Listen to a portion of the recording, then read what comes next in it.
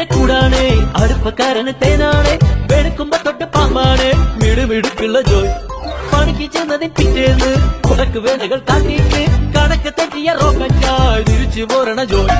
ഇവനെന്തിന് പോന്നോനാ, പല നമ്പരുമുള്ളോനാ, പണി എന്തിന് പോയാലും എടി കൊണ്ടുവരുന്നോനാ.